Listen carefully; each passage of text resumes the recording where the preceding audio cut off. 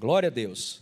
Então, hoje à noite nós temos o privilégio, a honra, eu falo isso mesmo para eles ficam olhando para mim assim, a honra é nossa, o privilégio, não, cara, a honra é nossa, a gente é um privilégio mesmo, nós temos esse casal, de fato essa família, né? Eu queria chamar vocês aqui na frente, pastor Leonildo, Sheila, Isaac, Jonatas e Lídia, vem aqui, pode subir aqui vocês, amém, queria que você desse uma salva de palmas a essa família, glória a Deus. Pode colocar aí. Amém. Então, deixa eu falar um pouquinho. Eu conheço eles há muitos e muitos anos, assim, né? Eles começaram a sua vida ministerial. Eu acredito que foi em Livramento, não é isso? E Livramento é como achar uma agulha aqui dentro dessa sala.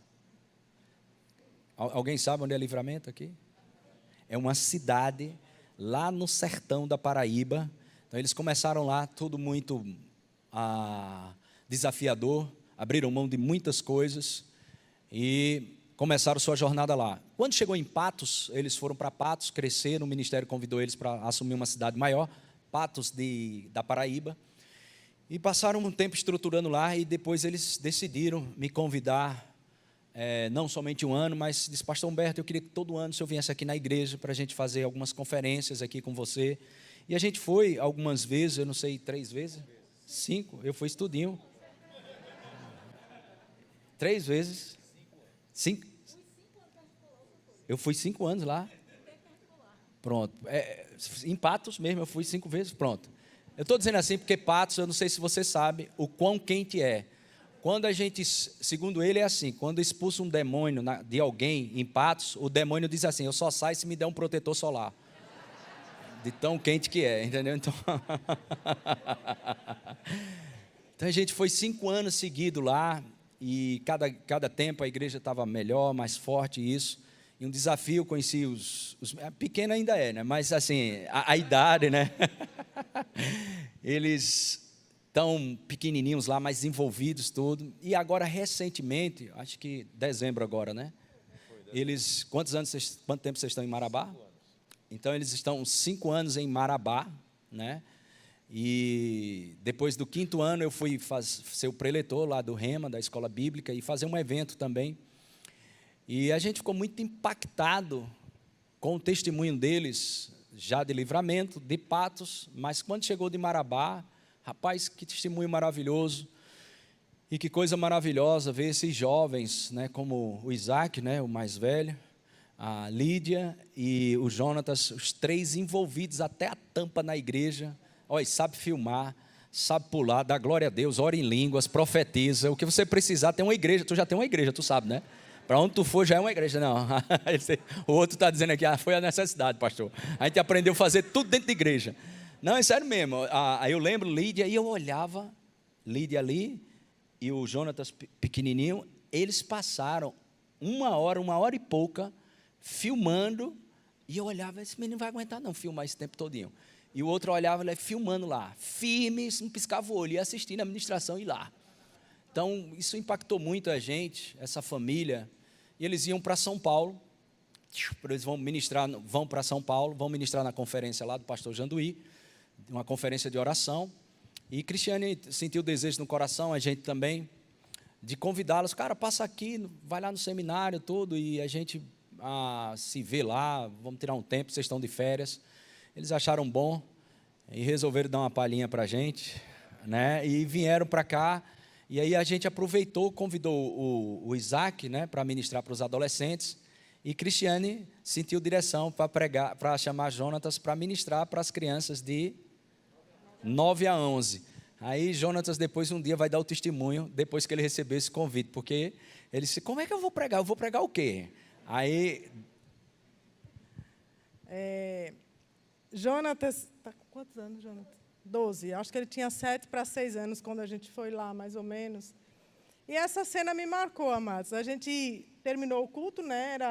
Foi sexta, sábado, domingo à noite, a gente na casa lá, em Patos, e a gente tudo sentado lá na frente, né? No terraço, assim, daqui a pouco chega eles, amados. Pegou o sapato do pai, novinho. Sim, Patos. Isso em Patos. Pegou o sapato do pai, chegou lá para Humberto e fez assim: Pator, eu vim ofertar esse sapato a você. Agora, assim, não perguntou ao pai se podia. Ele só sentiu desejo, então ele foi lá, pegou o sapato e ofertou. Não queria saber se dava no pé de Humberto, nem nada. Mas eles já tinham esse, né? Já foram treinados, amados, a ofertar, né? E para poder ser abençoado. Então, eu achei tão engraçada a atitude dele, que ele não sabia praticamente se Humberto cabia, se não cabia, mas ele foi e fez, né? E Lídia, eu acho engraçado porque eu digo que eu tenho um chamego com os dois, mas Lídia é a minha xaudozinha, né? E eu lembro que a gente foi, pequenininha também, amados, a gente foi no salão. E quando a gente chegou lá, eu estava pintando a unha, ela sentou do meu lado, isso em Patos, tudo em Patos, pintando a unha. E tinha uma menina que estava pintando a unha, se arrumando também, para uma festa bem de não sei o que lá, de senhora e que não sei o que, aquela coisa bem... Aí Lídia olhou para a mulher e fez assim, para a menina: você vai para a festa, é?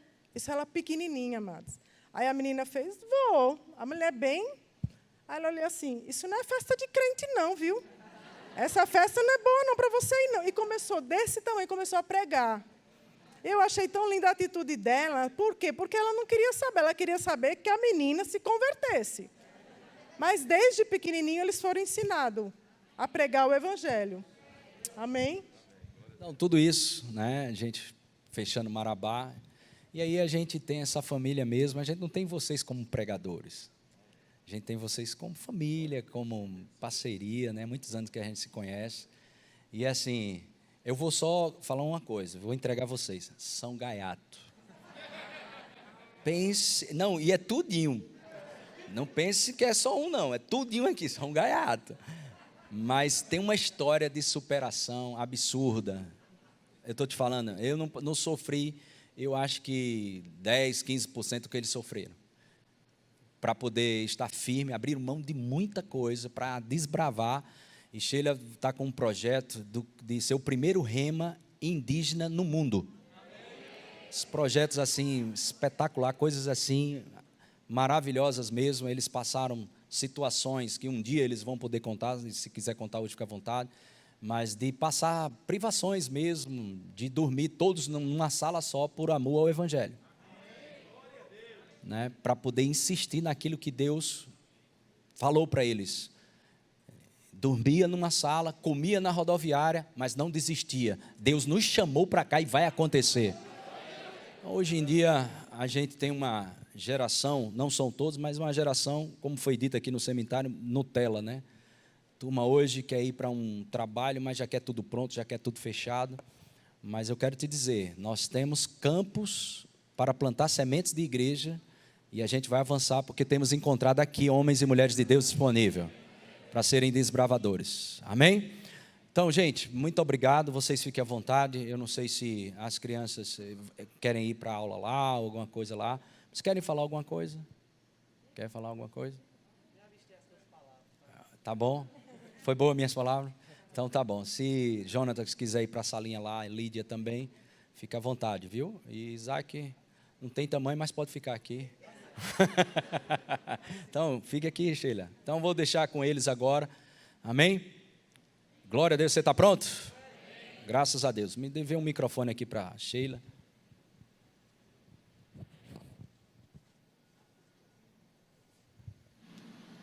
Aleluia.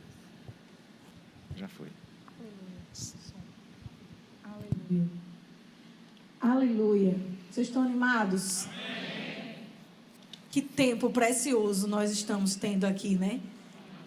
E para mim, rapaz, foi um refrigério, porque eu fui chamada para ministrar a conferência de oração lá em Pastor Janduí. Só em ser chamada eu já tremia as bases, né? Mas quando vi os preletores que me acompanhariam lá, foi que o negócio ficou difícil, né? E eu acompanhando os stories, Shirley lá em Candy Copeland. Eu digo, meu Deus do céu. O pessoal só recebendo, né? Vânia lá, Luciano Subirá. Eu digo, meu Deus, e eu no meio desse povo. Mas aprove a Deus me trazer aqui, que como eu fui enriquecida, abastecida, presenteada, nesses dias que eu toquei nas unções. Eu fui realmente, nossa vida saiu daqui realmente abastecida para um novo tempo lá em Marabá, não só em Marabá, mas em todo o Pará, aonde o Senhor nos chamar. Então, essa primeira parte eu vou deixar com onde Melquisedeque está, né? Abraão só tira o dízimo, amém, irmãos? Então, eu vou deixar com o apóstolo Leonildo, né? Até porque depois o pastor Humberto foi lá, ele ganhou uma unção para asas, então deixa ele voar, né? Amém, amém. Glória a Deus. Aleluia. É hoje. Glória a Deus. Louvado seja o nome do Senhor. Vocês estão ouvindo bem? Glória a Deus. Eu quero também expressar a minha gratidão, a minha alegria de poder estar aqui com vocês. Eu também posso dizer de todo o coração que vocês são extensão da nossa família. E como nos honra, não é, a receptividade, o carinho que pastor Humberto Cristiano, a família dele como um todo, como todo o time desta igreja, né, que nos acolhe com tanta alegria, e é reflexo mesmo dessa empatia, de coisas, são o que a gente pode chamar, nós que andamos no ministério, chamamos de conexões divinas, não é? Não são apenas relacionamentos, mas são conexões divinas e com propósitos, amém?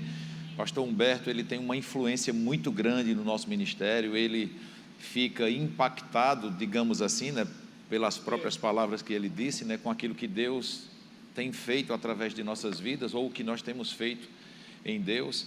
Mas sabe, queridos, a unção que está sobre a vida dele tem impulsionado isso que nós temos feito, porque nós honramos a unção que acompanha, que está sobre a vida de vocês. Nós realmente, como ele disse, nós brincamos muito, como família mesmo, mas eu acredito também que pela maturidade espiritual que ele tem, ele sabe que a gente sabe dividir, sabe separar bem, e na hora de nós recebermos mesmo da unção que está sobre a vida dele, nós não negligenciamos, nem tornamos comum aquilo que é sagrado, amém? Então é com muita reverência também, com muita alegria e gratidão que nós estamos aqui para compartilhar com vocês de algumas coisas que Deus colocou no nosso coração. Em primeiro lugar, eu gostaria de orar, se você puder, incline sua cabeça. Pai, eu te agradeço por esse tempo precioso, por esta oportunidade que nós temos de sermos instrumentos teu, Pai, de compartilhar coisas com o coração da tua igreja, para que nós todos juntos sejamos edificados para um fim proveitoso. Muito obrigado por tudo aquilo que o Senhor já fez e continuará fazendo nesta noite, em nome de Jesus, amém. Então Deus não desperdiça a oportunidade, se você está aqui, Deus vai te alcançar, amém? Eu gostaria só de citar o tema dessa mensagem, nem tudo que reluz é ouro. Não, é brincadeira. Os bastidores sabem porque eu brinquei assim, mas tudo vai bem. Na verdade, o que eu quero mesmo compartilhar com você é uma pergunta que eu sei que nós, como corpo de Cristo, temos escutado muito essa frase, que a igreja do Senhor é o sal da terra, amém? Quantos sabem que a Bíblia, o próprio Jesus, reconhece que a igreja dele é o sal da terra, amém? Diga comigo, eu sou o sal da terra, amém? Então, o que vem a ser biblicamente o sal da terra? Nós sempre temos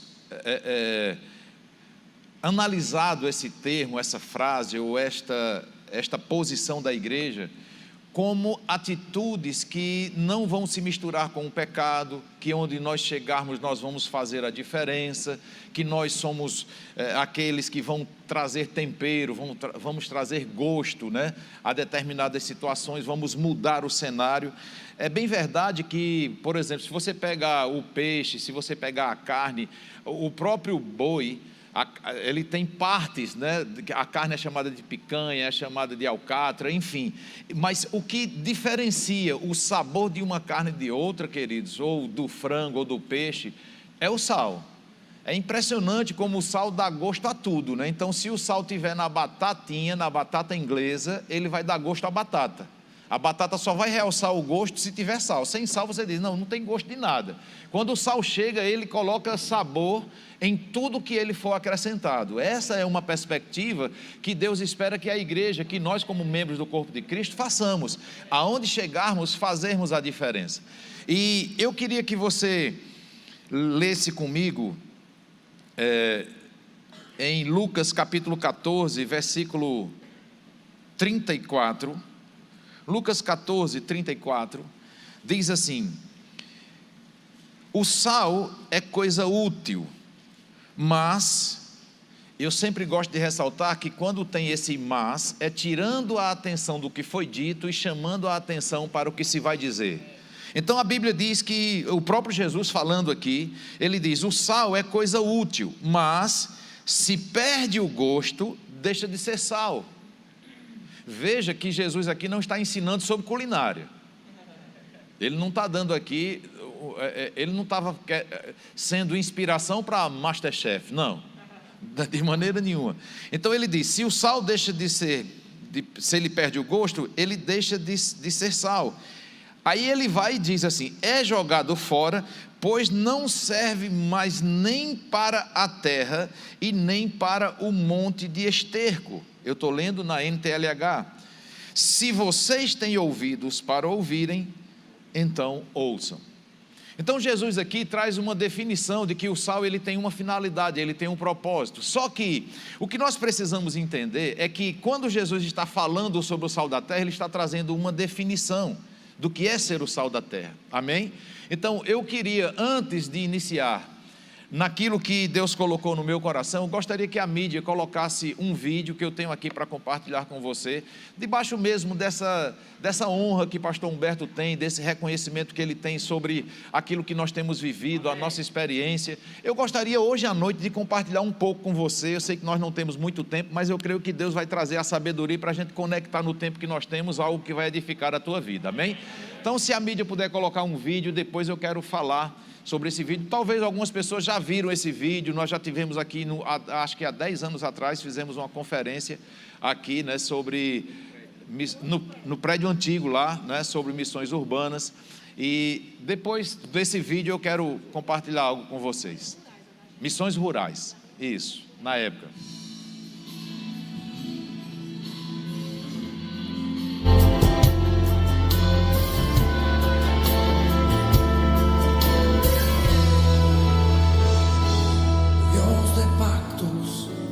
Que guardas tus promessas, que cumples tu palavra. Com cerca de 7.500 habitantes, Livramento é um município paraibano que registra um alto índice de pobreza e carência em assistência médica especializada, o que acarreta na má qualidade de vida de sua população.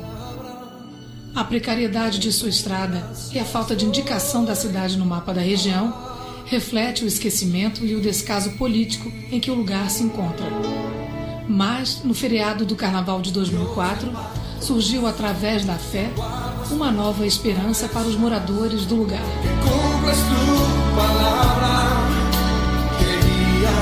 O pastor Leonildo Pessoa e a missionária Sheila Kelly, sua esposa, chegaram à cidade para rever os parentes dela.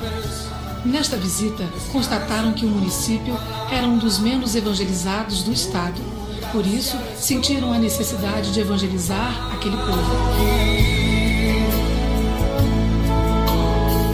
A oportunidade surgiu quando uma moradora da cidade, conhecida como Dona Lia, os convidou à sua casa para levarem a mensagem de Deus a 8 irmãos católicos. O sucesso do encontro fez brotar a necessidade de mais ministrações. Logo no dia seguinte, retornaram à casa de Dona Lia, contando com a presença de mais de 15 pessoas.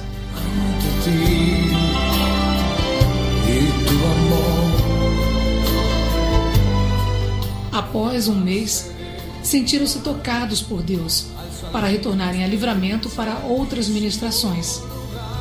Com o êxito da pregação, as reuniões que antes ocorriam na cozinha da casa de Dona Lia passaram a acontecer na garagem pela necessidade de mais espaço. Deste modo, testificou-se que esse era o povo que o Senhor havia prometido, fazendo o pastor e a missionária retornarem mensalmente.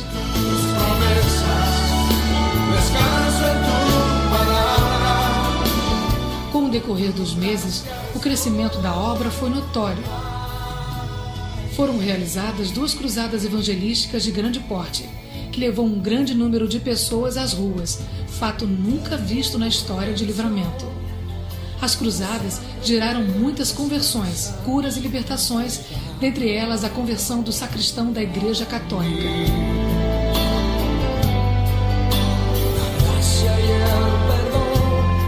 No dia 6 de março de 2005, o grupo, que até então se reunia sem nenhuma identidade denominacional, abriu sua igreja e logo iniciaram um trabalho de discipulado. Nessa época, receberam a visita da Associação Paraibana de Evangelização, mostrando que Livramento não estava mais entre as cidades menos evangelizadas da Paraíba. Com um ano de existência da igreja, foi aberta a escola bíblica, na qual, em dezembro de 2006, formaram-se 39 alunos. E no início de 2007, foi implantada uma escolinha infantil, que assiste a crianças de 1 a 5 anos.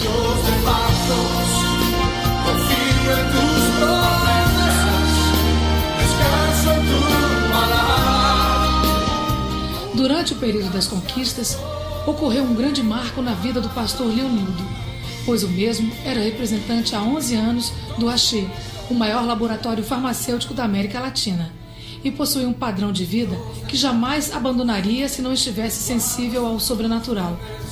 O casal começou uma campanha de jejum e oração para saberem qual a vontade de Deus, e com poucos dias de oração obtiveram resposta. Deste modo, o pastor abdicou do seu emprego para entrar no ID do Senhor. Se um irmão ou irmã estiverem nus e tiverem falta de mantimento cotidiano, e algum de vós lhe disser: ide em paz, aquentai-vos e fartai-vos, e não lhes derdes as coisas necessárias para o corpo, que proveito há nisso? Tiago, capítulo 2, versículos 15 e 16.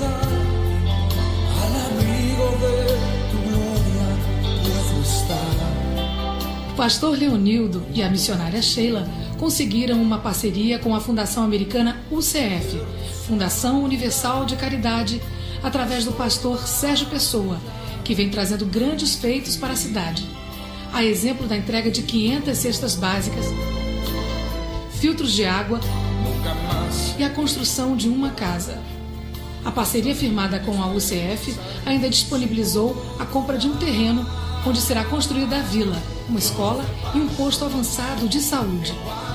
A casa construída foi entregue imobiliada à Dona Terezinha, uma senhora portadora de deficiência física, que morava em um ambiente deplorável. Iniciando-se então o sonho que Deus revelou ao pastor Leonildo e à missionária Sheila, de construir uma vila com 40 casas.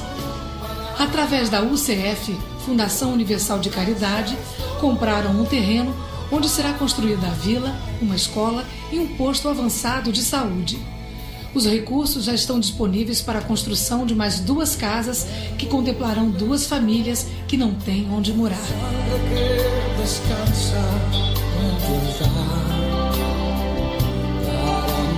Muitas foram as conquistas, mas ainda existe muito trabalho a ser realizado em prol da população de Livramento. Por isso, sentiu-se a necessidade de abrir a ONG Fundação Repartir, com o objetivo de trabalhar a inclusão social, formar cooperativas de catadores de lixo e iniciar o projeto Tornando o Cariri Verde. Al salir deste santíssimo lugar,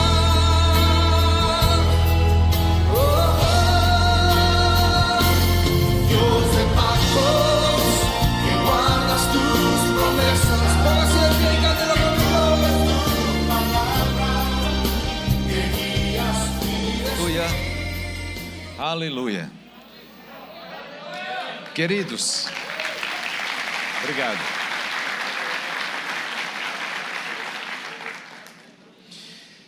Quando nós pegamos o texto de Lucas, capítulo 14, no versículo 25, qualquer versão que você tenha na sua Bíblia, seja ela Almeida, Revista Corrigida, Atualizada, NVT, NVI, você vai ver que no início aqui, é o início de uma parábola que Jesus vai contar.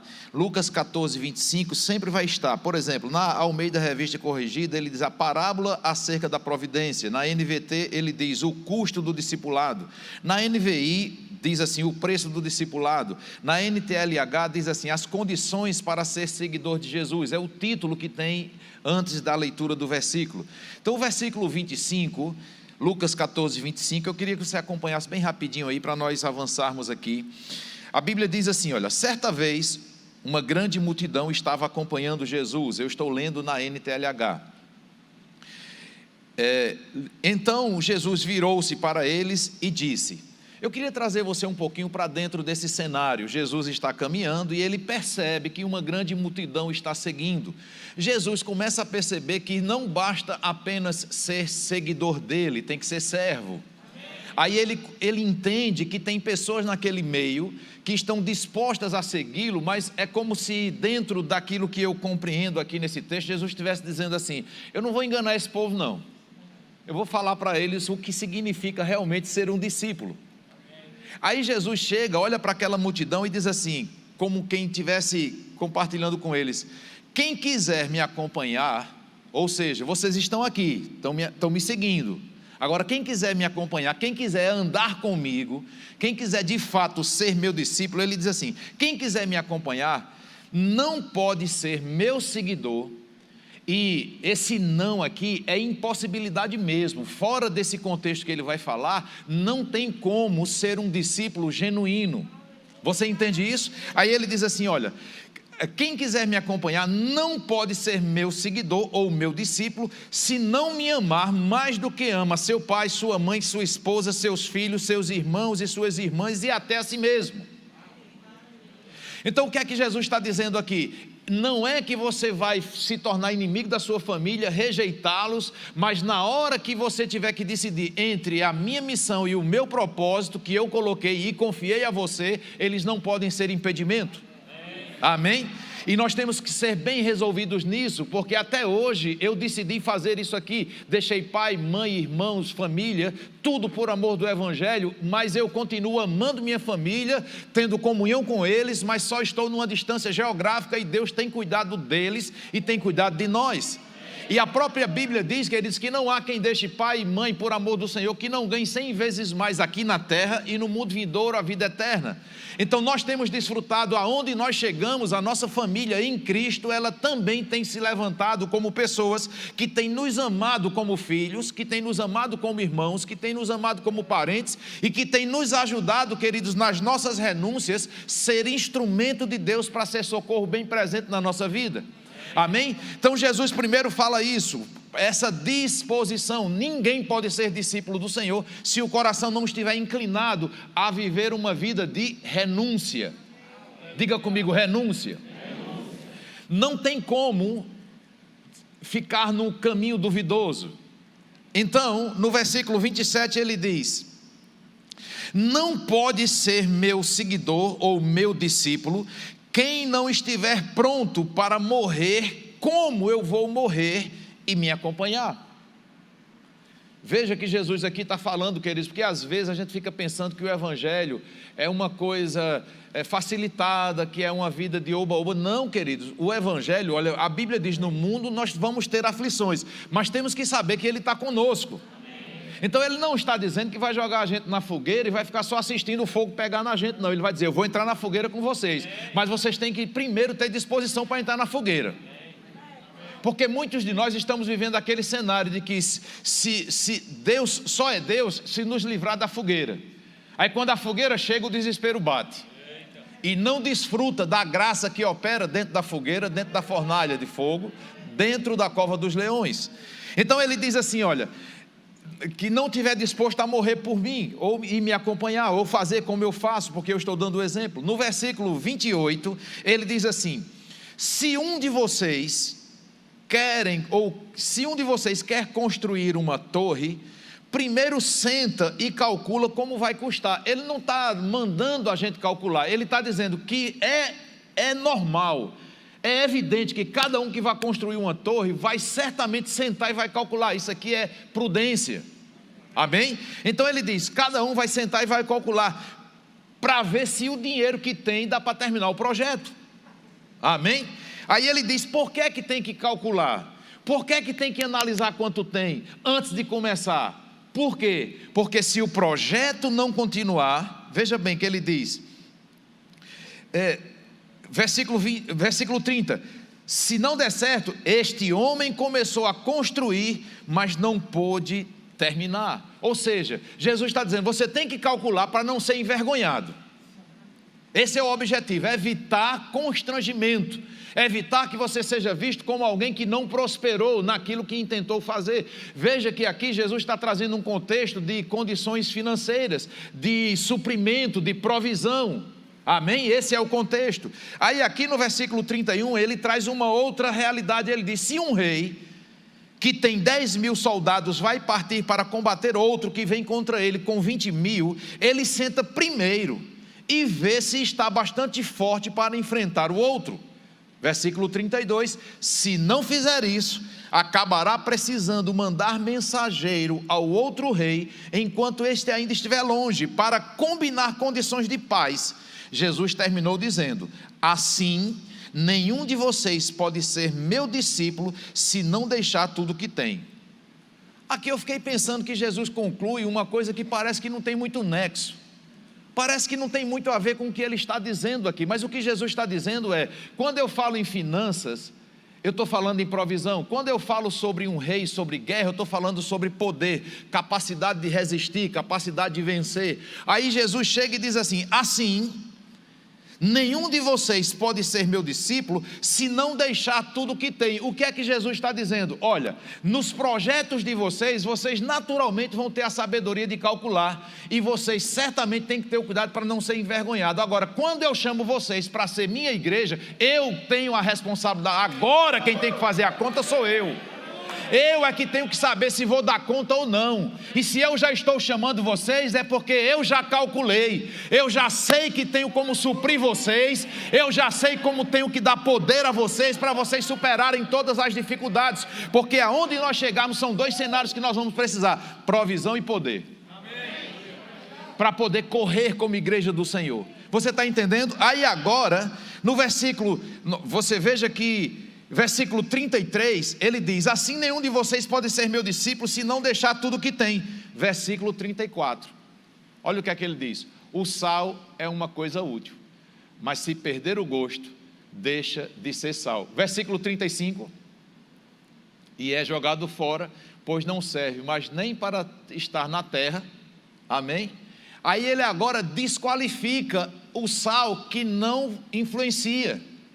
Então, queridos, dentro de todo o contexto que nós como igreja entendemos que ser o sal da terra é andar em santidade, é ser resposta para um mundo perdido, mas acima de tudo o contexto que Jesus quis ensinar é que o sal da terra é aquele que não renuncia ao chamado e que, independente de qualquer situação, ele entra com a confiança de que ele foi arregimentado por alguém que já calculou a condição de nós sermos igreja. E quando nós entendemos isso como sal da terra, nós vamos usar uma linguagem que a gente usa mesmo no interior. A gente diz assim: então eu vou entrar com unhas e dentes, e pode chover canivete, o meu guarda-chuva é de aço, porque nós sabemos em quem temos crido. É essa convicção de ser o sal da terra que faz você enfrentar as dificuldades que você porventura possa passar.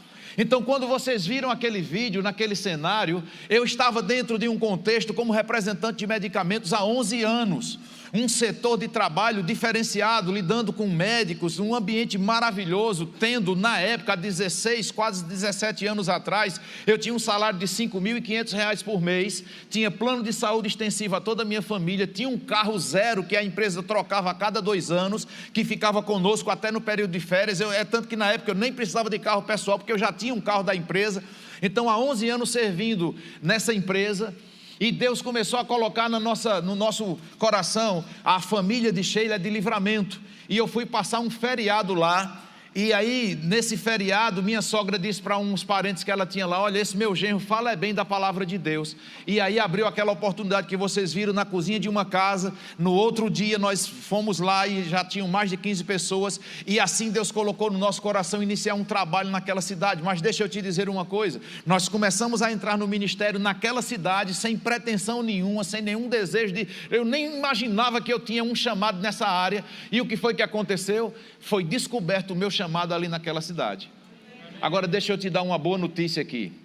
Eu na época fazia parte do Ministério Bíblico Redenção com o pastor Sejão, e aqui é só um comentário, não é uma queixa. Eu nunca tinha pregado num domingo à noite na igreja,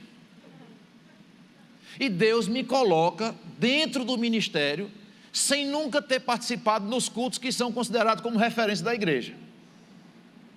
Você está entendendo isso? E a gente desprovido de qualquer sentimento, começamos a servir o Senhor lá, de repente a obra começa a crescer, começa a juntar gente, de repente, quando nós já tínhamos mais ou menos umas 40 pessoas, a maioria das pessoas se convertendo do catolicismo, vindo para nós, e eles diziam para a gente: olha, lá na igreja o padre era o pastor da gente, e vocês aqui só são conhecidos como o casal de Campina que vem evangelizar aqui. Não, vocês são pastor da gente. E como muitos entendem pela palavra, o nosso chamado não começou a ser dito por nós. Foram as pessoas que começaram a reconhecer que nós tínhamos um chamado. E aí, queridos, começamos a ajudar aquele povo. De repente, eu morava em Campina Grande e eu mesmo trabalhando no Axé, mesmo ganhando bem, tinha algumas limitações financeiras, uns ajustes financeiros, e de repente meu pai tinha um apartamento em Campina e disse assim: Leonildo, eu quero que você venha morar nesse apartamento, você vai pagar o condomínio. Aí eu, tá bom, o condomínio na época era R$250, eu digo, mas já vou me livrar do aluguel, que eu morava de aluguel. De repente, quando eu vou morar no apartamento, com 2 dias que eu estava mudando lá, o Axé, a empresa que eu trabalhava, me transfere de Campina Grande para morar em João Pessoa.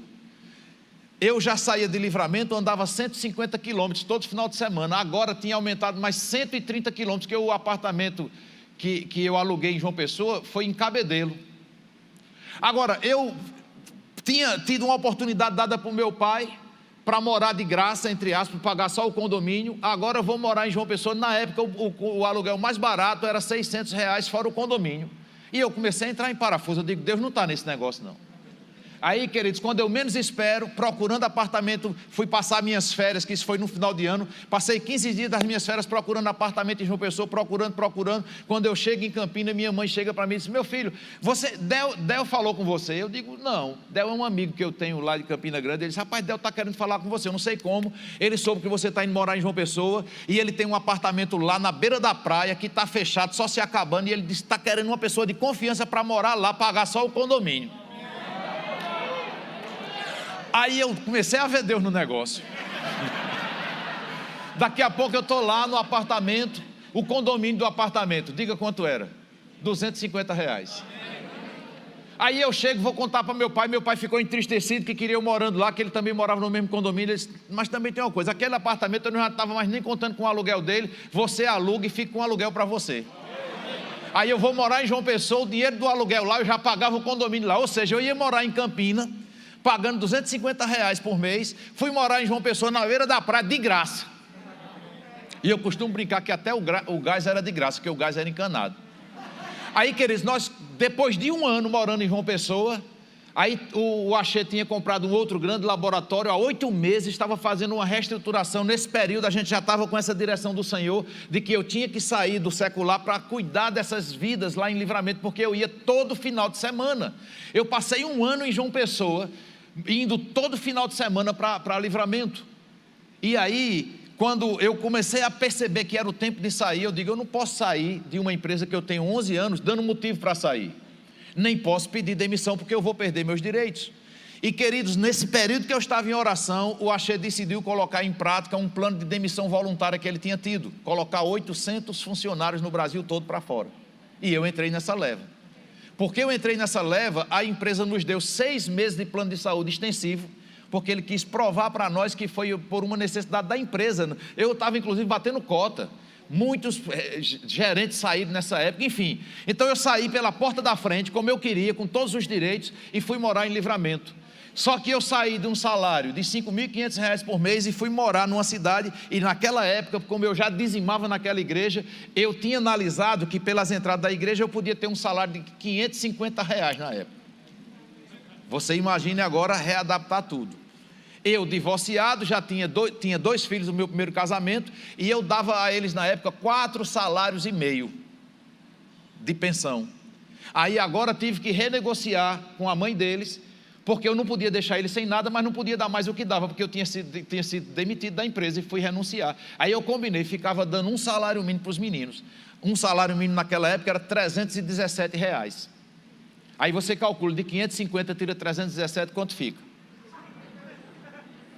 Você entende? Aí Poucos meses em Livramento, chega um empresário lá, vai fazer uma visita para a gente, chega lá e diz: Leonildo, Deus falou comigo, por tempo indeterminado, eu vou te dar um salário mínimo por mês. E aí Deus começou a suprir, sendo referência para nós. De repente, 6 anos em Livramento, queridos. Eu lembro de uma época que pastor Sérgio foi fazer um evento conosco lá, que na época era o meu pastor. Aí pastor Sérgio chega e diz assim, depois do evento, 3 dias, aí no final, pastor Sérgio, o senhor veio passar 3 dias com a gente aqui, me deu uma instrução em que a gente pode melhorar e tal, e eu esperando ele dizer que nada, vocês não precisam melhorar em nada, vocês estão bem demais. Eu me sentia o herói da fé, né? Eu digo, se a Bíblia fosse escrita hoje, eu estava lá na galeria dos heróis da fé. Aí pastor Sérgio chega e diz assim para mim: Leozinho, deixa eu te dizer uma coisa para você, você precisa estudar mais sobre fé. Eu digo, não faz sentido. Aí ele foi e explicou, disse: Léo, você está descendo o nível para a mentalidade desse povo, e você precisa trazer o povo. Deus te trouxe para cá para trazer o povo para a mentalidade da palavra. Por quê? Porque quando tinha um evento em Campina, eu chegava lá mendigando: olha, meu povo é muito simples, meu povo não pode. Aí eu ficava mendigando as inscrições do evento, dizia que eles não tinham roupa suficiente, e a gente ficava tentando minimizar, digamos assim, o drama deles com ajudas. E quando o pastor Sérgio trouxe essa direção, queridos, aí eu dei uma realinhada na fé e comecei a trazer o povo para um nível realmente que eles precisavam andar, e nós começamos a mudar a história daquela cidade. Depois Deus nos leva para Patos, passamos 5 anos e meio em Patos, e quando nós estávamos com a vida bem estruturada, uma outra realidade, você imagina, Livramento, 7.500 habitantes, agora ir para uma cidade de 110 mil habitantes. Eu me lembro que morando em Livramento, na época eu tinha um gol bola, um gol 95, um gol bola.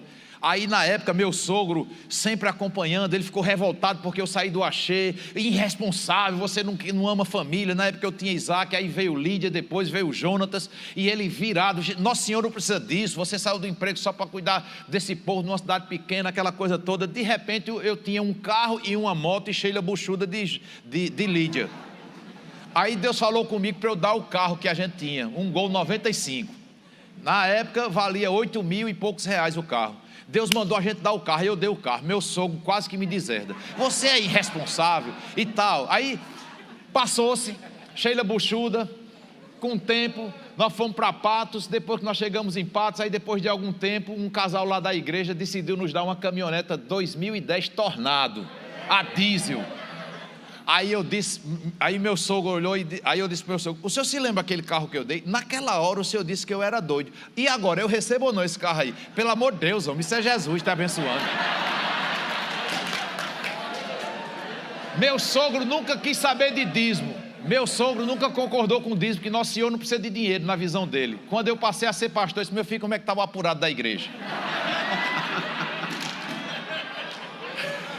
Aí, queridos, nós fomos para Patos e começamos lá a reestruturar. A igreja lá já tinha começado, tinha saído do hotel, estava num pontozinho pequeno, cabia aproximadamente 40, 50 pessoas. Nós fomos para um prédio maior, começamos a organizar departamentos e tudo. Depois de 5 anos e meio em Patos, lendo um livro do irmão Rega, Sheila, quando nós fomos para Patos, Sheila sempre disse: meu filho, meu coração não está nessa cidade, eu sinto que nós não vamos ficar muito tempo aqui. Pastor Humberto nem lembra disso, mas ele disse uma palavra para a gente logo no início: cara, não faz raiz nesse lugar não, porque vocês não vão passar aqui o mesmo tempo que passaram em Livramento.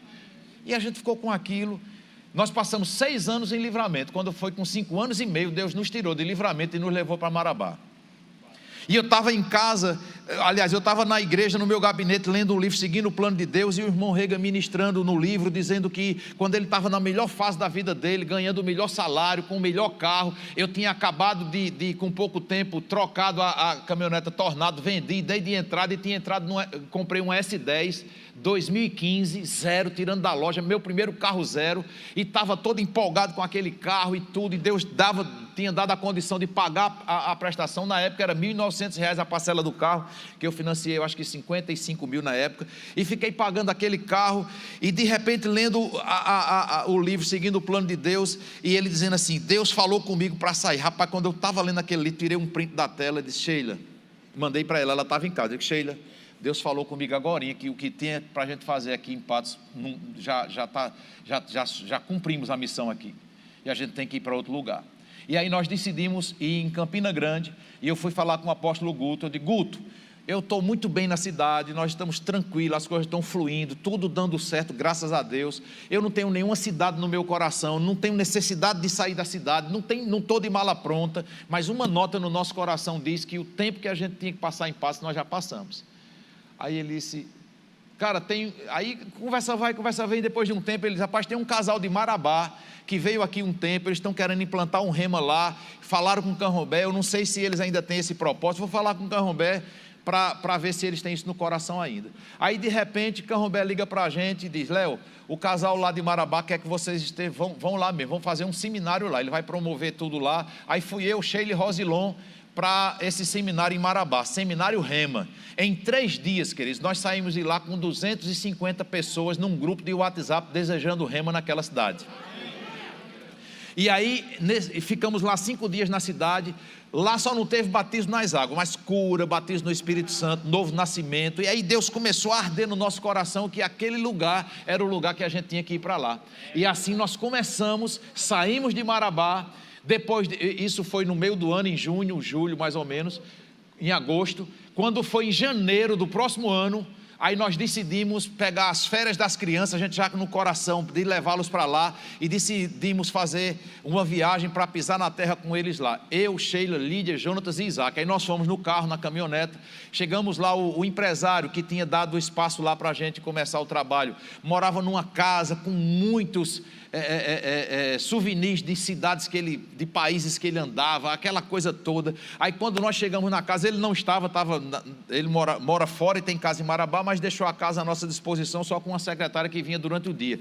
Aí nós chegamos em Marabá de noite, uma chuva torrencial, raio, relâmpago, trovão. Quando eu chego lá na casa, a primeira coisa que faz, Jonatas tinha recebido um tablet bem novinho, o tablet cai no chão na chuva, quebra a tela. Aí os meninos tudo com medo, nunca tinha visto chuva daquele jeito no sertão da Paraíba, porque lá é chuva de mesmo, chuva de verdade. E aí os meninos, primeira vez que pisaram em Marabá de férias, ficaram tudo com raiva da cidade, sei lá lugar, pelo amor de Deus. E aí quando eles estavam naquela casa que eles queriam andar, gente, pelo amor de Deus, não toque nessa planta, que o homem até com as plantas conversa, o dono da casa, não toque em nada. E foi aquela pressão em cima dos meninos. E aí ficamos 15 dias em Marabá, os meninos olhando, meu Deus do céu, não é esse lugar não, pelo amor de Deus, não pode ser não. E aí nós voltamos para Patos, depois de 6 meses, debaixo de uma direção do Senhor, estávamos já morando em Marabá com tudo, com toda a família.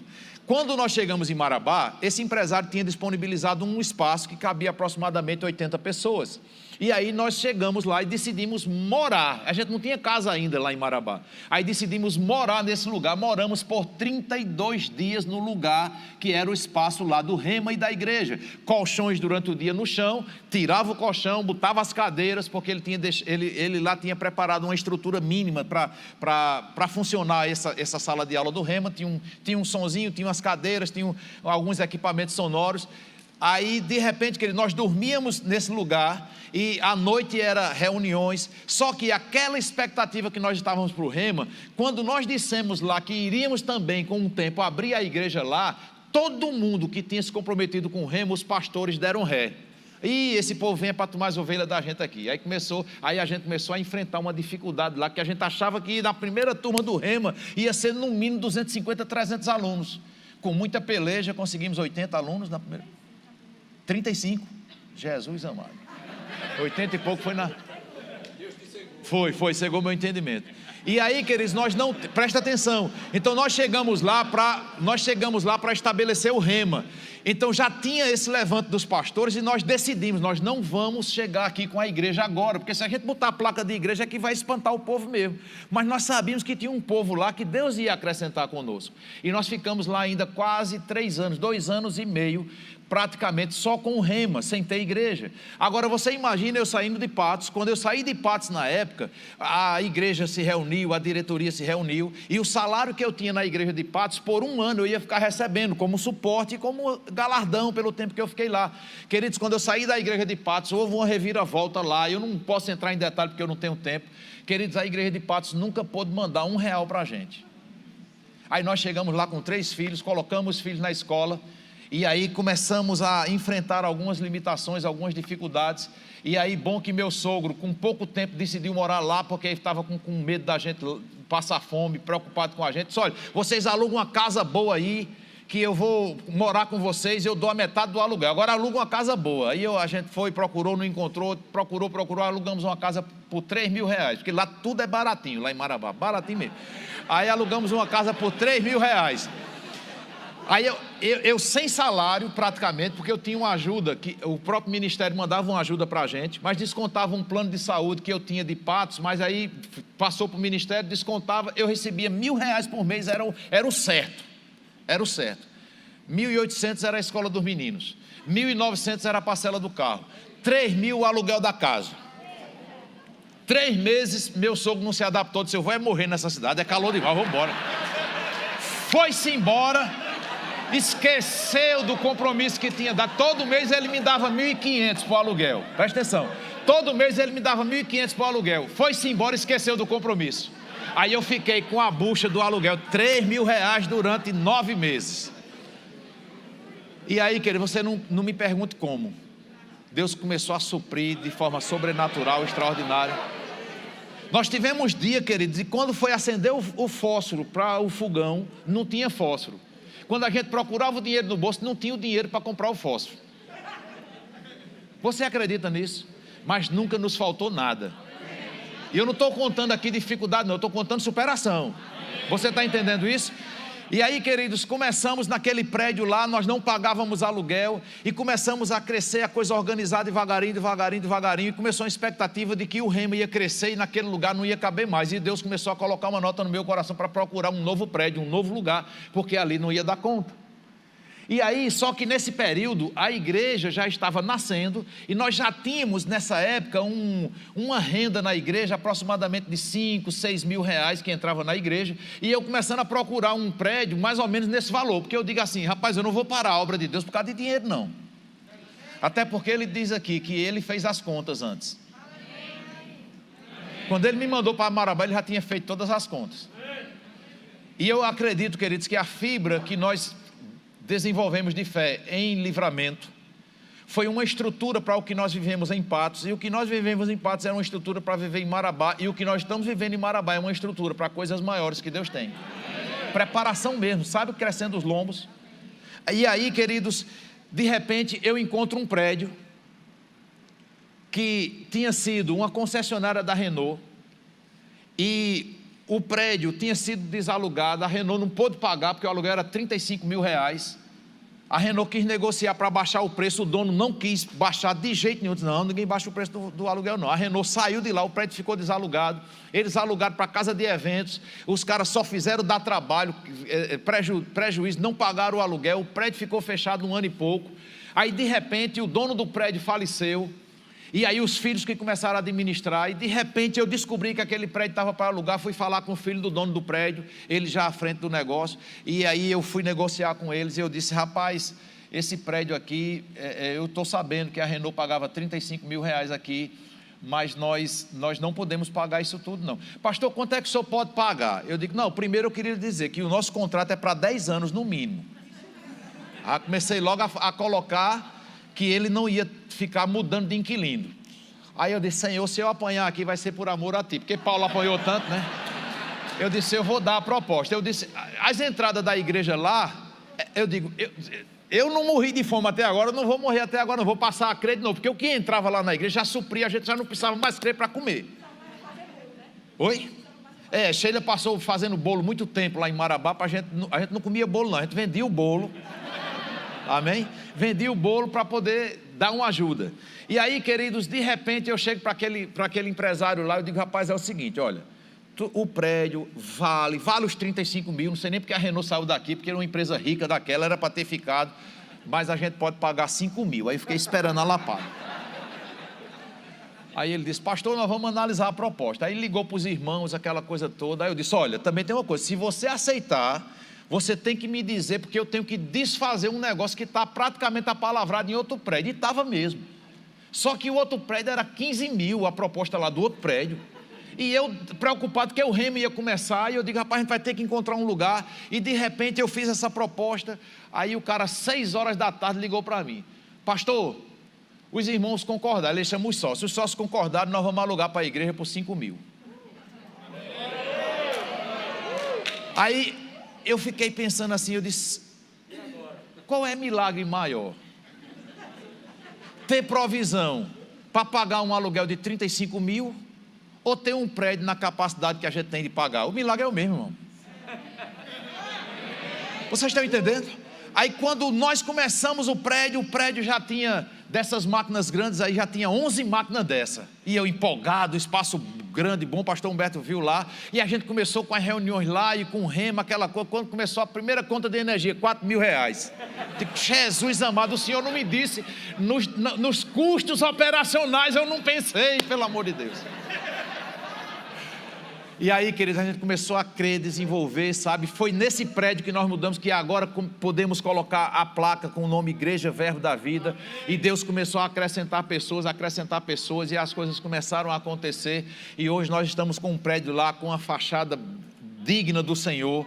Nós estamos agora com um projeto, compramos, está para chegar agora um telão de LED, um projeto de R$240 mil. Amém?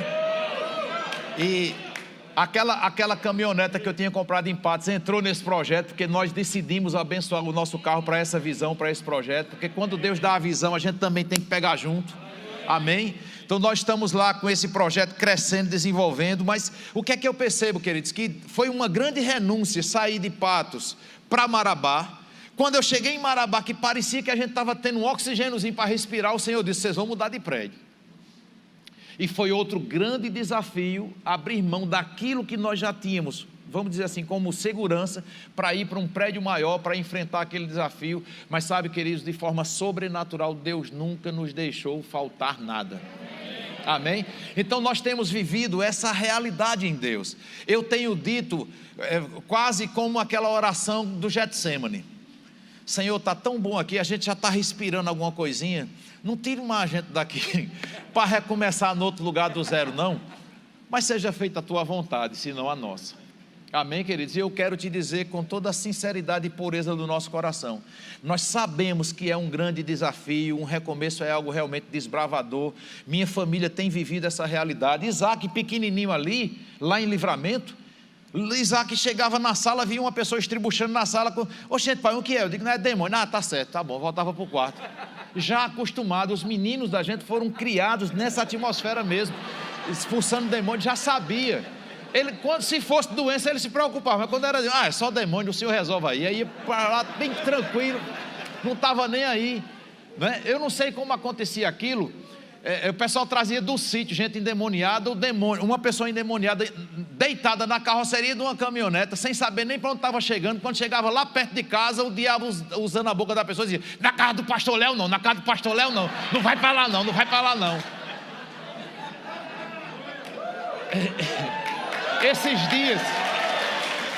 Esses dias tivemos uma experiência lá em Marabá. Um cara endemoniou-se lá num lugar, numa boca de fumo. A gente teve que ir lá socorrer o cara e tivemos uma percepção que aquele lugar não era um lugar agradável para ficar lidando com aquela situação. Uma casta de demônios se possuindo o cara. Botamos ele num carro, levamos ele para a igreja, para lá dentro da igreja a gente fazer o exorcismo, como disse. Queridos, quando chegou na porta da igreja, o demônio disse logo, Verbo da Vida, odeio essa igreja. Sabe, queridos, e nós lidamos com aquela situação, trouxe libertação para aquele rapaz, e nós temos, sabe, o que é que a gente percebe? Deus tem nos levado para lugares, queridos, que para muita gente é desafiador. Por quê? Porque nós estamos andando muito no natural. Nós precisamos realmente pegar essa fibra de ser o sal da terra, não apenas querendo andar em santidade, querendo andar em retidão, em caráter, em integridade, mas ser o sal da terra para ter essa fibra mesmo de obediência ao Senhor. Sabe, queridos, uma vez eu fiquei pensando, que fé aquela de Abraão, que exemplo maravilhoso. Mas sabe, queridos, que depois o Espírito Santo falou comigo e disse, você acha que foi muito difícil para Abraão fazer o que ele fez? Foi não, ele só reconheceu a voz que estava chamando ele. A confiança foi porque ele sabia quem chamava. E sabe, queridos, eu quero ministrar para o teu coração hoje à noite. É possível que Deus não te chame para uma renúncia nesse contexto geográfico, mas talvez Ele renuncie para você investir mais tempo na obra do Senhor. para você saber que Ele é seu supridor, para saber que você está inserido no reino dEle. E não faça, como o Tiago falou aqui, não saia dessa terra cheio do propósito que Deus te trouxe para fazer. Saia daqui vazio do propósito. Amém? Queria o grupo de louvor aqui, em nome de Jesus. E sabe, queridos, são tantas coisas para nós falarmos, mas eu quero te dizer, queridos, que nós estamos no desejo mesmo de que você pegue essas experiências. E sabe, queridos, eu sei que eu não sou o único exemplo de renúncia, de experiência. Cada um de nós tem uma história, amém? Mas eu queria compartilhar um pouco da minha, para mostrar para você, queridos, que Deus é Deus de milagres. No meio de um perrengue, no meio de uma escassez, no meio de ligação do banco para tomar aquela caminhoneta, e eu aperreado, e eu atendia, e eu sabia já que era do banco, e eu dizia: Deus é fiel, bom dia. Teve um dia, queridos, que eu pensei assim, eu digo: rapaz, eu vou dar uma resposta para essa atendente do banco. Ela ligou diante do Deus que eu sirvo. Você sabe que eu não minto, mas eu vou jurar para você saber que é verdade. Eu cheguei para a moça e disse assim: moça, deixa eu lhe dizer uma coisa. Você sabe por que eu estou atendendo Deus é fiel com 3 parcelas do carro atrasada? Porque Deus não tem nada a ver com essa falta de pagamento, não. Ele continua sendo fiel. E eu tenho convicção que esse carro não vai ser apreendido, porque a provisão chega. E de uma hora para outra, queridos, recebemos um convite para ir pregar numa igreja lá de Brasília, que não era Verbo da Vida. Sheila terminou de pregar, e assim, no corredor, uma mulher chegou perto dela, conversando. Aí Sheila disse: meu filho, vem cá, o que é? Ela está pedindo o número da conta da gente aqui agora. Aí eu dei o número da conta. Na mesma hora a mulher fez uma transferência, caiu na conta R$3.000, na hora. Aí eu disse: Jesus amado. Aí Sheila já pensando em feira, e eu pensando nas parcelas do carro. Aí a gente tinha dado aula em Brasília, uma médica de lá, olha, queridos, coisa que a mente humana não consegue entender não. E uma médica de lá soube que a gente ia ministrar nessa igreja, veio para o evento, terminou o culto, chamou Sheila no canto de: Sheila, eu vim só te ver aqui, eu vim você ministrar, mas deixa eu te dizer, Deus falou para eu dar uma oferta para vocês. E Sheila não era tão bem resolvida nessa área, né, para dizer assim: se Deus falou, não endureça seu coração. Ela falou: a gente ficava naquele cuidado: amém, fique tranquila, se Deus, tá certo, tá bom, me dê a conta aí. Na mesma hora, aquela médica depositou R$6.000 na nossa conta. Queridos, nós chegamos naquele final de semana em Marabá com R$12.000 na nossa conta. Deixa eu te dar uma boa notícia. Foi mesmo que manteiga na venta de gato. Numa lambida só a gente pagou escola, pagou parcela de carro, pagou tudo, mas resolveu, queridos. Deus nunca deixou faltar. Eu estou passando 3 minutos ali, eu vou pedir licença ao pastor Humberto para me dar só mais 1 minuto para eu contar algo. Quando eu saí do Axê, eu feito criança, pensei assim, digo: rapaz, só vou sentir falta de uma coisa do Axê, das viagens de avião, porque eu gostava de andar de avião, irmão, para as conferências que o Axê levava a gente, para as reuniões. Aí na mesma hora que eu disse isso, o Espírito Santo falou para mim: eu estou tirando você dessa empresa, e a minha palavra vai pagar passagens aéreas para vocês. Eu viajei pelo Brasil, pelo Axê, mas nunca tinha feito viagens internacionais, e a palavra já me levou para 2 viagens internacionais. O Axê pagava passagem aérea para mim, nunca pagou uma passagem para minha esposa.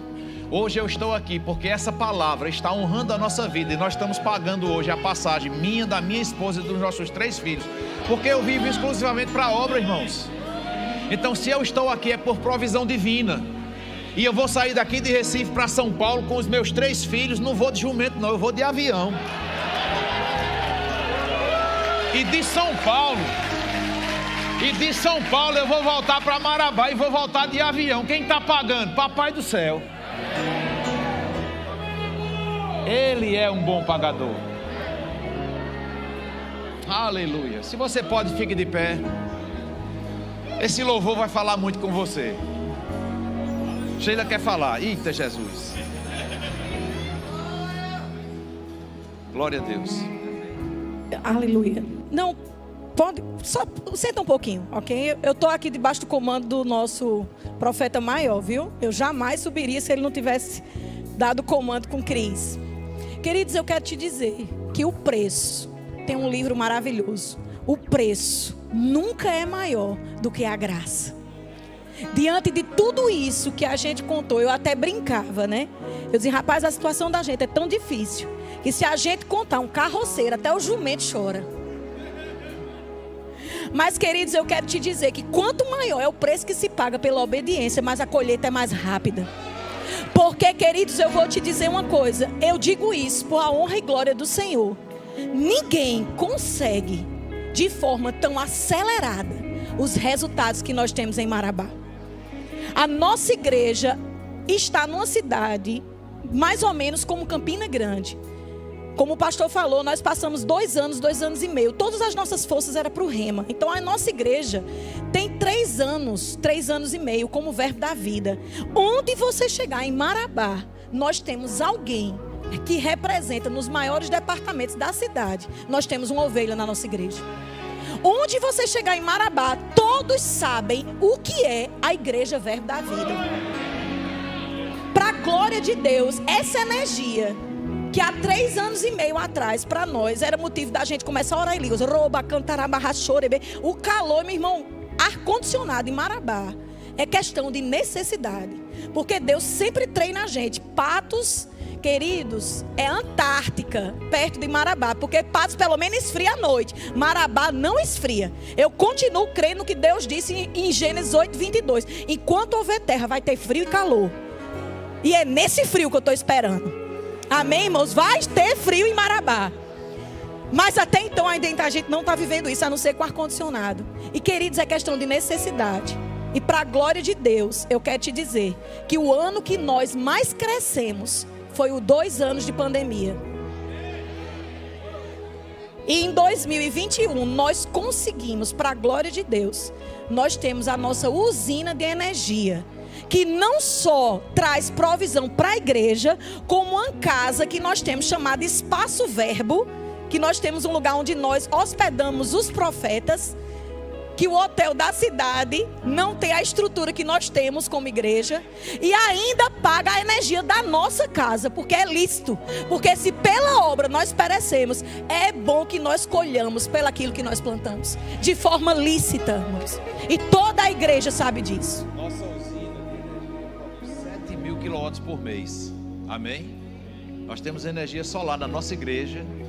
Uma usina, nós estamos pagando as parcelas, mas dentro do orçamento, que a gente já pagava mesmo as parcelas da energia. Então, nossa igreja hoje tem uma usina solar que produz 7.000 quilowatts por mês. Amém? Nessa igreja, com 3 anos. Um projeto de R$200 mil hoje já serve a nossa igreja. Amém? Então, queridos, eu quero dizer para vocês que o preço nunca é maior do que a graça.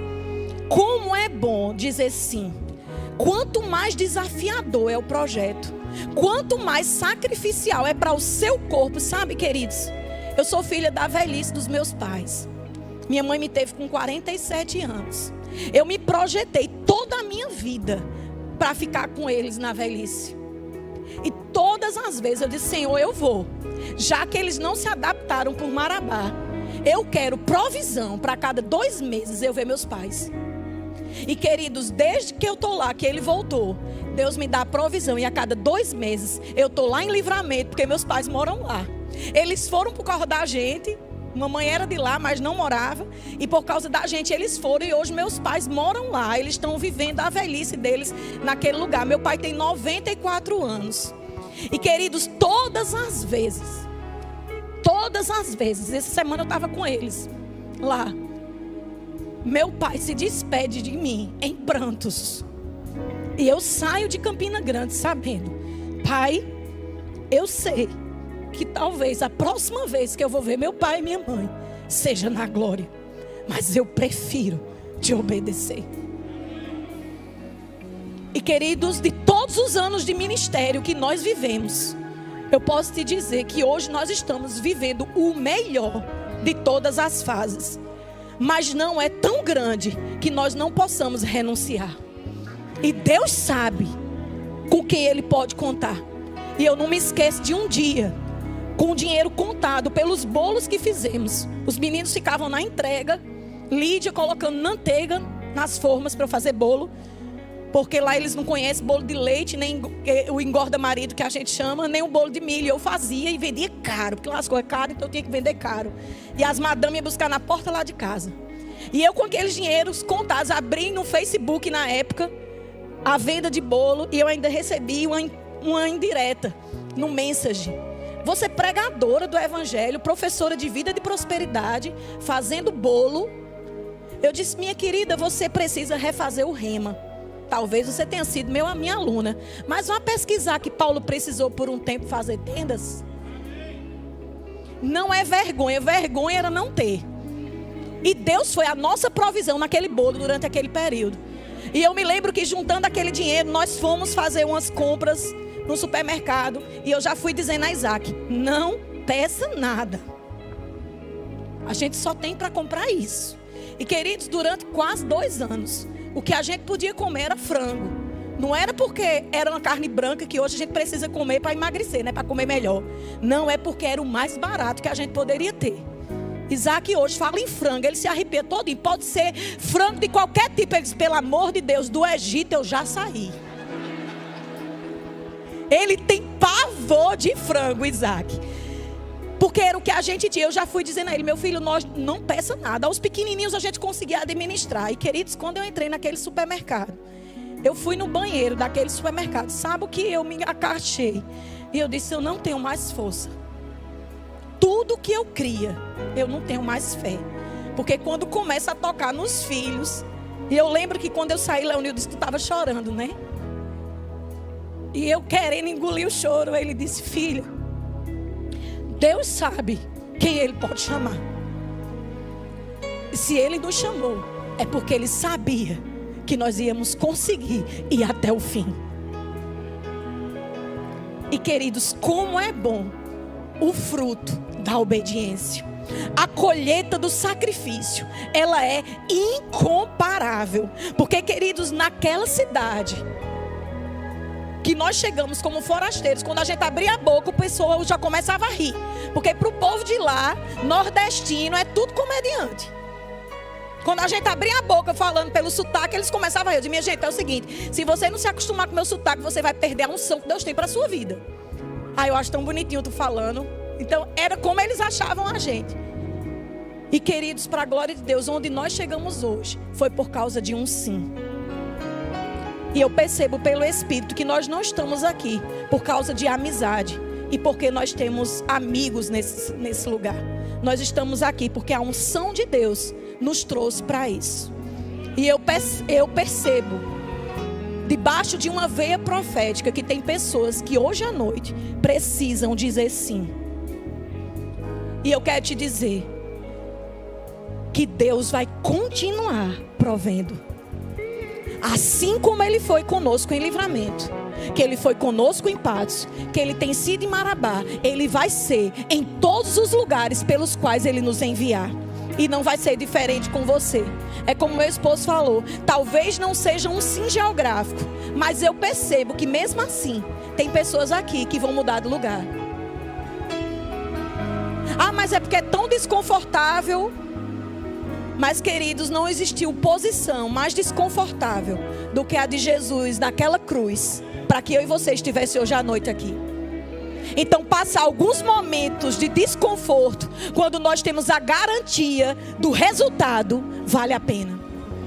Então, eu sei que hoje à noite, à medida que nós estivermos entoando essa canção, o Espírito de Deus vai estar te dando convicção. O Senhor vai te dar direção. E Ele vai te mostrar os lugares que Ele vai te enviar. Eu sei que daqui tem missionários. Eu sei que daqui tem pastores que Deus está levantando. Tem evangelistas, tem profetas, tem mestres, tem apóstolos. Que Deus está contando com você. Não seja daqueles que retrocedem. Seja verdadeiramente sal. Seja realmente luz. É muito confortável estar debaixo de uma proteção. Sabe, queridos, tudo que a gente queria era simplesmente 180 quilômetros de Campina Grande. O sonho de todo ministro do Verbo da Vida, talvez ele não expresse, mas eu sempre expressei mesmo, era pregar em Campina Grande. E quando a gente estava no último ano de Patos, eu fui chamada para pregar num jantar de mulheres em Campina Grande. Leonildo, num evento de homens. Nós estávamos na melhor fase da nossa vida em Patos. Nós já tínhamos ministros auxiliares. Eu já tinha montado toda a diretora de Rema, sabe o que é isso? Já tinha as bandeiras, já tinha as becas construídas. Tudo pronto do Rema. Eu disse, pronto, não tem mal o que fazer. Aí o Senhor diz, não tem aqui, mas tem lá. Amém? E queridos, vale a pena. E a gente saía 180 quilômetros para Campina Grande. E sabe, queridos, que existe uma frase que realmente acontece: quem não é visto, não é lembrado. E por alguns anos nós ficamos esquecidos de alguns olhos, mas vistos por Deus. E chega o dia de uma frase que eu esperava por esse dia. Sabe, irmãos, eu chorava no meu quarto em secreto. Chega o dia que Deus exalta.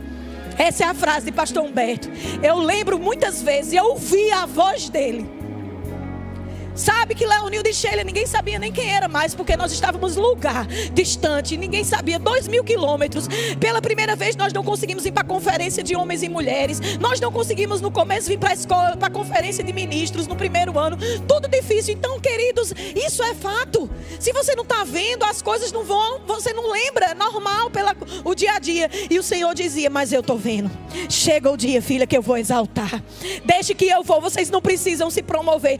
Eu sou o Deus que exalto. Eu sou o Deus que coloca um anel no seu dedo. Eu sou o Deus que dou novas vestes. E assim, queridos, Deus vai fazer com pessoas hoje à noite. Saia da condição de conforto, porque não existe conforto em desobediência. Conforto realmente é quando você está no centro da vontade de Deus para a sua vida. Amém, queridos? Então era isso que eu queria compartilhar. Tu tem alguma coisa, Isaac? Como filho de pastor, ele está... E algumas realidades que nós poderíamos compartilhar com vocês sobre como a nossa família de alguma forma é afetada, de como nós como sacerdotes precisamos nos posicionar. Nós tivemos momentos, queridos, que eu tive que puxar a responsabilidade para mim, a minha família toda dizendo, pai, não, esse não é o lugar, Deus não está aqui com a gente. E eu tenho a convicção que estava. Isso não é exposição para ela, chega ao ponto... Minha mãe foi embora. Foi no dia que meus pais foram embora, para mim foi o... E ela disse, meu filho, nós vamos também. Nós vamos, eu não aguento mais não. Eu acho que esse lugar que a gente errou não é o lugar de estar aqui não. E eu cheguei para ela, eu disse, minha filha, se as coisas estivessem bem, as finanças organizadas, se a gente estivesse ganhando 10 mil reais por mês, seja sincera, tu queria voltar? Sinceramente não. Eu digo, então teu ministério tem um preço. E nós não estamos aqui por dinheiro. Nós não estamos aqui por posição, nem por cargo. Nós estamos aqui por obediência. E sabe, queridos, eu me posicionei, ela se firmou, e hoje nós estamos desfrutando do melhor que Deus tem para nós. Amém? Eu quero te dizer que nós estamos numa igreja generosa, numa igreja que nos honra, numa cidade, hoje, para você ter ideia, em Marabá, sabe como é que o pessoal chama a nossa igreja? Ah, ali é a igreja dos ricos. Ó, eu digo, é mesmo. Certeza. Sabe, queridos, muitas histórias e muitas experiências nós poderíamos contar, tanto na minha perspectiva como na perspectiva deles, de Jonatas e de Lídia. Mas tudo que a gente passou, todo sofrimento, todo esquecimento, sabe, na escola a gente sofreu bullying porque a gente falava diferente. Eu não tinha dinheiro de comprar lanche. Mamãe, Isaac, vai dar certo. E a gente teve que muito tempo se suprir. E a gente não tinha a quem recorrer. A gente esqueceu um período, não da nossa família, mas a gente não podia ter contato com eles pela distância. E sabe, eu comecei a ser mal aceito nos lugares, os desafios. Mas sabe, uma coisa que eu posso dizer para todos vocês nessa noite é que vale a pena. Sabe, seria muito mais doloroso, seria muito pior se a gente não estivesse fazendo o que Deus nos chamou para fazer. Existe uma recompensa, como Paulo fala, que é incorruptível. Essa recompensa nada nem ninguém pode nos dar. Abrir mão de amigos, abrir mão de escolas, abrir mão de tudo por Deus. E hoje eu fui uma das pessoas que mais cobrei meus pais. Eu disse, como é que vocês botam a gente aqui? A gente larga tudo lá. Você está longe de vovô, de vovó, dos meus irmãos que eu tanto amo. E meu pai sempre firme. Isaac, Deus prometeu e Ele garante. E Pai, muito obrigado por seu sacerdote. Existem pais hoje nessa noite que vão ser influenciados pela sua vida, de tomar uma postura de dizer sim quando precisa dizer sim, e dizer não quando precisa dizer não. Existe um lugar de obediência que Deus nos recompensa. E nessa noite eu creio que vai ser o sim que mamãe falou, o sim que nessa conferência tem sempre sido exaltado, entronizado. Mas sabe, existe um lugar que você precisa renunciar de certas coisas, sair da zona de conforto e realmente obedecer. Eu acredito que é esse o posicionamento. Existem muitas palavras, muitas profecias, mas é o lugar de realmente abrir mão, sabe, das coisas que realmente importam. Aquilo que, as coisas naturais, chega um momento que não faz mais sentido, porque você só se preocupa com uma única coisa. Você só se preocupa em ter amor pela presença, e não existe nada. Se eu puder dizer uma única palavra nessa noite, é que vale a pena obedecer. É melhor obedecer do que sacrificar. É melhor você estar num lugar que você não é aceito, mas ser aceito por Deus. Amém. Grupo de louvor, ministra para nós. Essa letra dessa canção é muito forte, e eu creio que ela vai dizer para você a convicção que você precisa para ser sal da terra. Está nessa música. Ele é o nosso supridor, Ele é o nosso Jeová Jireh. Eu queria, antes do louvor, porque eu vou descer, o louvor vai ficar ministrando e a gente já vai encerrar o culto, mas eu queria orar por você. Se você puder agora, fique de pé. Eu quero orar, depois você me recebe do Senhor. Pai, eu sei que não foi em vão o Senhor nos ter trazido neste lugar. Eu sei que existem pessoas, Pai, que precisavam ser alcançados pelo nosso testemunho, pelas verdades que foram compartilhadas. E eu sei, Pai, que o Senhor vai saber conduzir essas verdades de acordo com a realidade de cada coração. Tem propósitos específicos do Senhor hoje à noite. E eu creio, Pai, que há uma unção de rompimento, de ousadia, de posicionamento. E eu sei, Pai, que existem coisas que só o Senhor pode fazer, que só o Senhor pode convencer, que só o Senhor pode abrir os olhos, trazer revelação, entendimento e clareza. Assim, Pai, como um dia eu estava lendo aquele livro, Seguindo os Planos de Deus. Muitas vezes é através de uma ministração, muitas vezes é através de uma unção coletiva, muitas vezes é através de uma oração que o Senhor alcança as nossas vidas e traz um despertar para uma virada de chave, para um novo tempo. E eu sei, Pai, que hoje à noite, o coração que o Senhor encontrar dentro desse cenário, dentro dessa necessidade, o Senhor está alcançando hoje à noite. Estamos sedentos e desejosos, Pai, que o Senhor possa fluir como lhe apraz, em nome de Jesus. Louvado seja o nome.